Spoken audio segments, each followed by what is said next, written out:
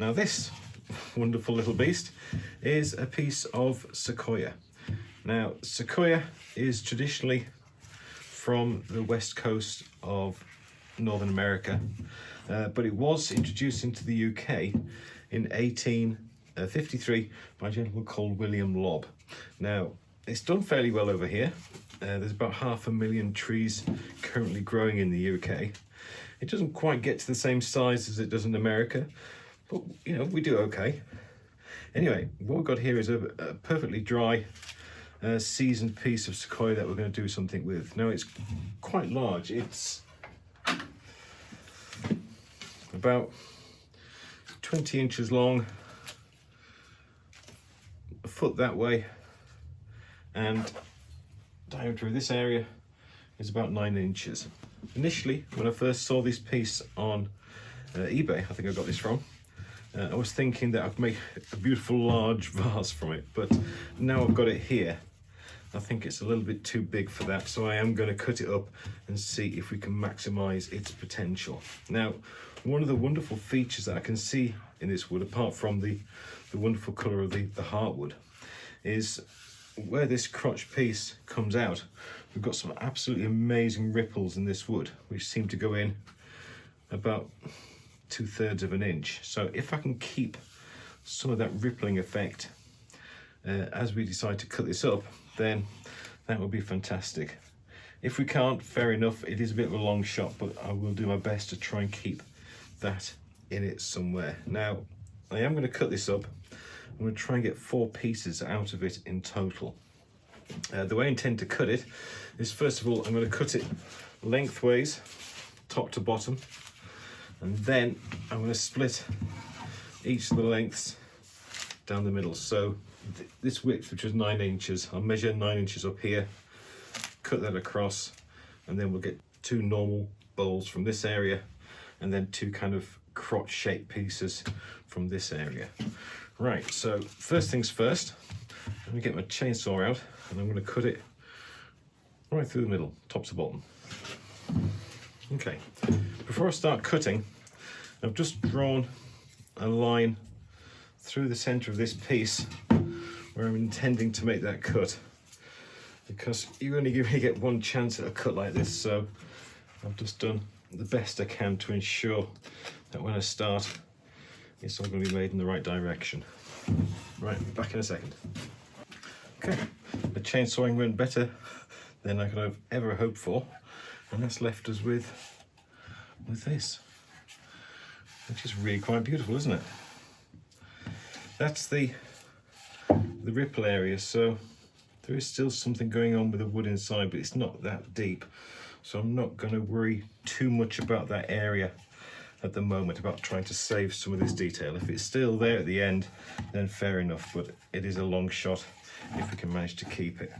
Right, I'm going to decide which of these 2 ends I'm going to turn. So I'm going to do one of these crotch pieces, one of the crotch ends. So they're both pretty much identical.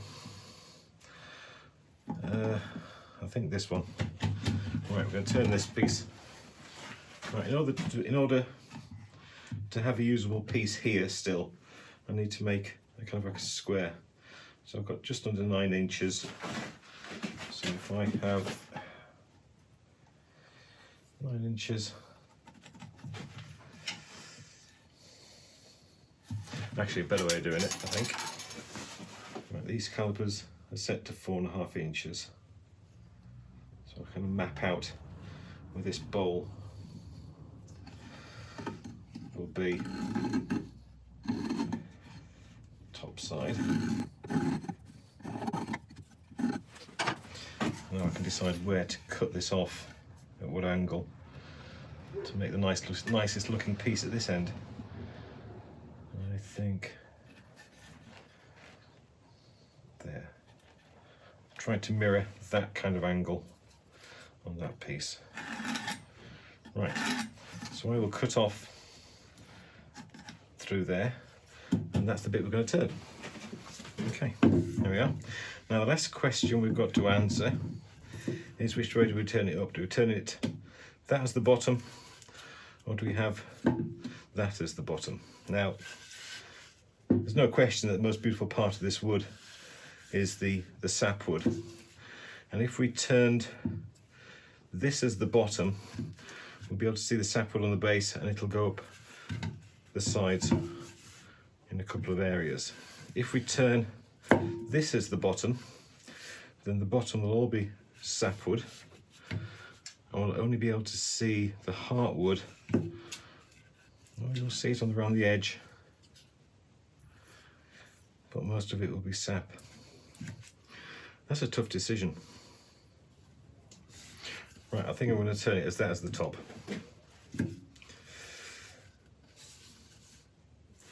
Yeah, definitely.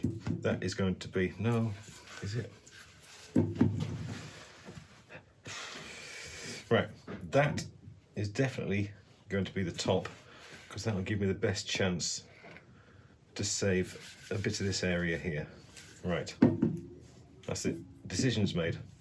Top.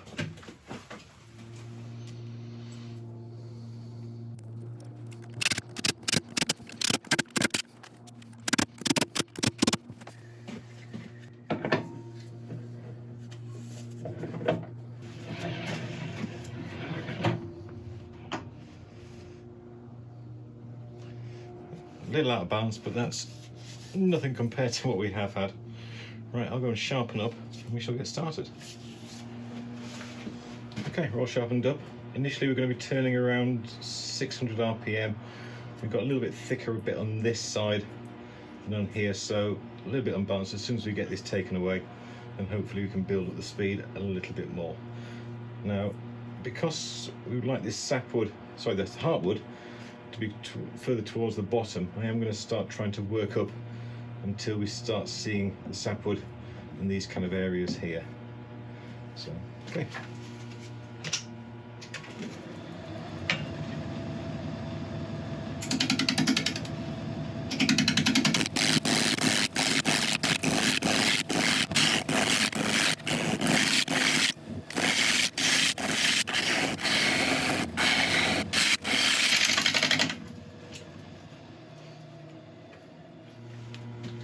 Okay, it's going well. We're starting to expose this heartwood, and that'll start working its way around here as we get a little bit thinner. So it's all looking okay so far. It's a different gouge this week, using a 1/2 inch record power ball gouge, which they very nicely gave me. I've just put a standard grind on it. I don't know exactly what angle it is, but it's what I'm used to, so the consistency is there.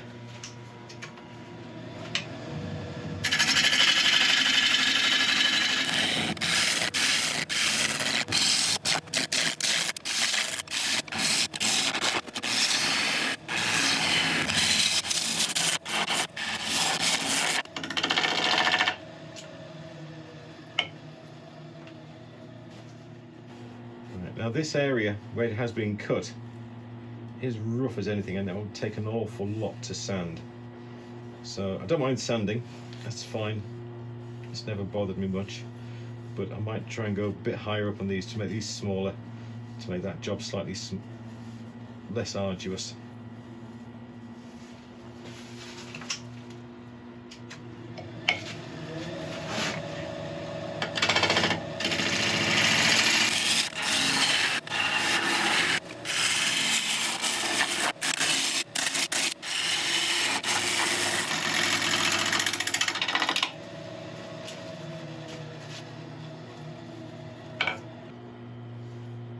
Okay, I am going to make this round, and I'll tell you why. Oh, that doesn't really hold water. I was going to say, because when this heartwood is turned, it looks absolutely stunning. But when that was smoothed properly, then that would look absolutely stunning as well.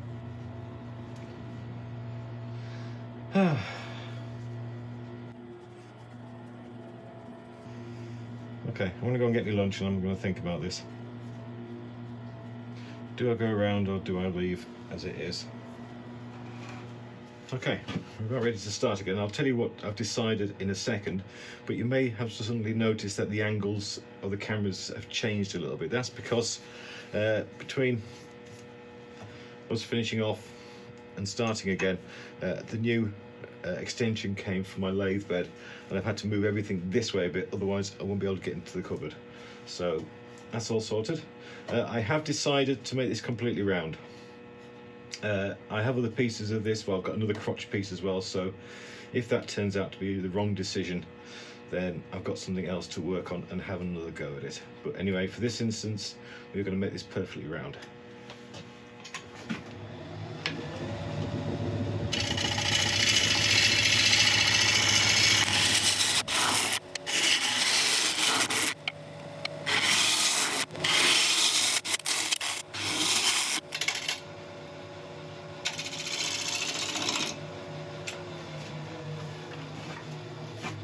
Should be it. Right, excellent. Right, let's start shaping the base. I think we'll give it a nice little foot and then put a recess in.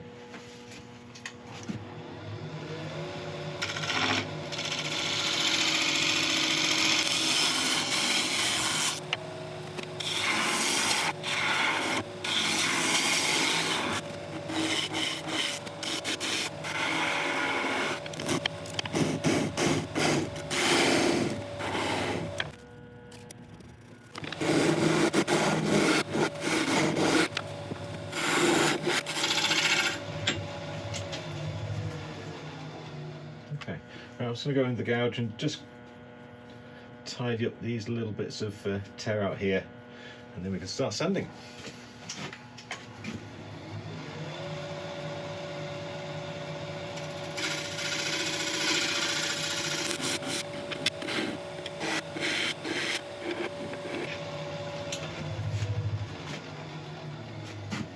Right, I'll set up for sanding. I'll let you watch some of it, but then I'll bring you back when it's all done.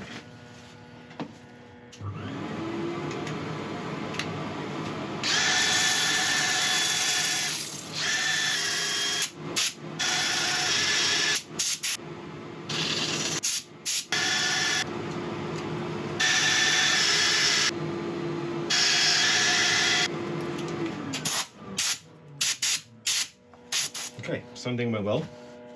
Now normally at this point I would put a sealer on and then go on with an abrasive paste, but all the sealers I've got which are food safe would colour this light sapwood into a kind of a yellowy colour. Even the light shellac will probably do a little bit, so I'm just going to go straight on with the True Grit abrasive paste. This does have natural oils in it as well, so it will help protect the wood.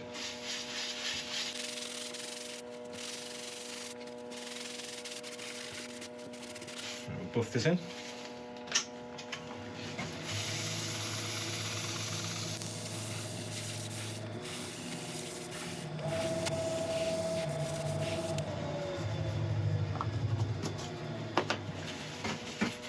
I'm just going to clean off any excess abrasive polish,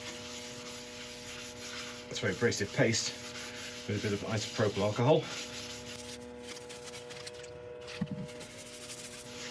A beautiful figure coming up on the sapwood. It's absolutely glorious.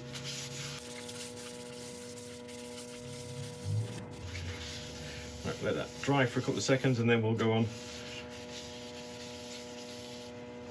with a nice hard wax. Right, we're going on with the Hampshire Sheen wax.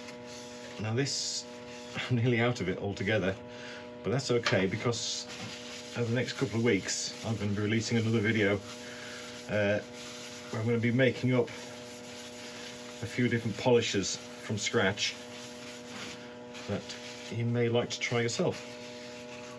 I'm using different types of waxes and base oils to give an idea of what can be done.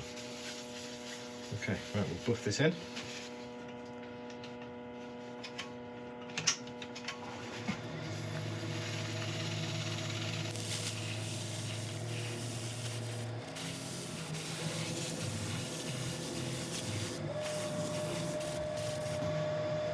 Okay, let's turn this round. Okay, we're all turned round. sharpened up again, we shall hollow this out.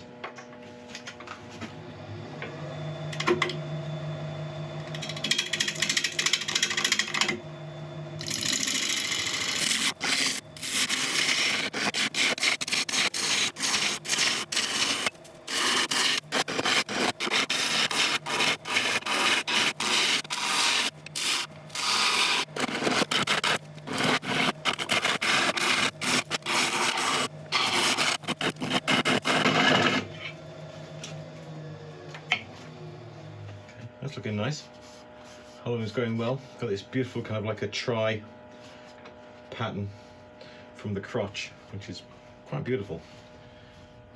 Now I'd like to, I don't want to go too deep on here, because I'd still like to try and keep some of this heartwood going across the center. The place we're in danger of losing it is on this area here. That side we're absolutely fine. We may lose it here, unfortunately, but I'll see how it goes. We may just lose a little bit of it.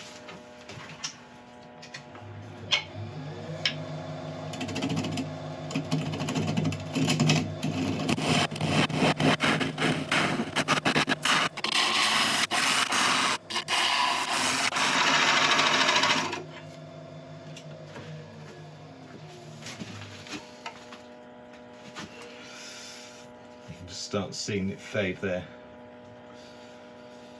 Might have to risk going a little bit shallower. It's too thick as it is.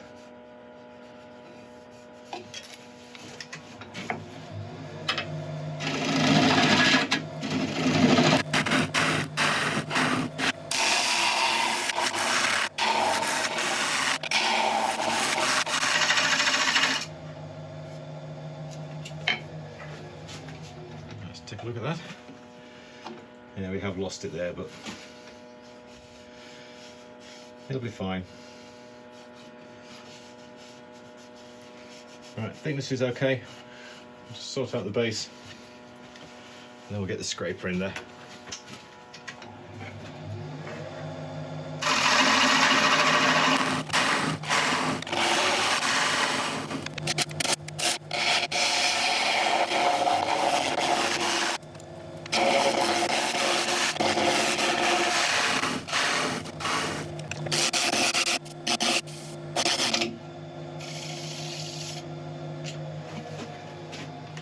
Okay, excellent. Right, I'm going to set up for sanding. As usual, I shall let you watch a bit of it, then I shall bring you back when it's all done.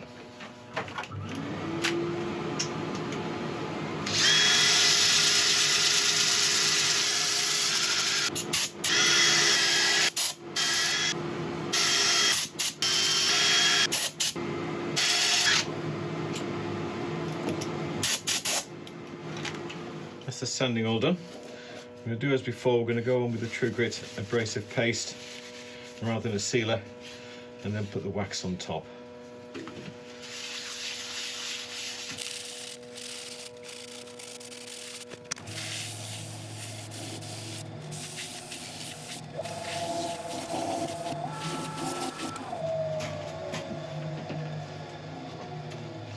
Right, we'll clean off any excess again with isopropyl.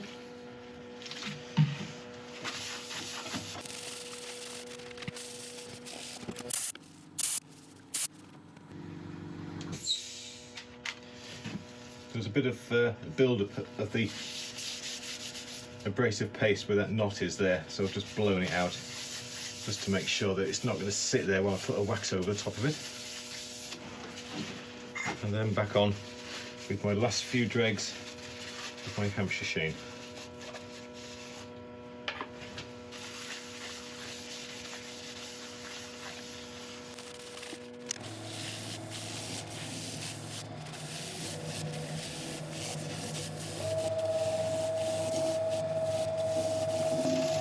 Okay, that'll do it.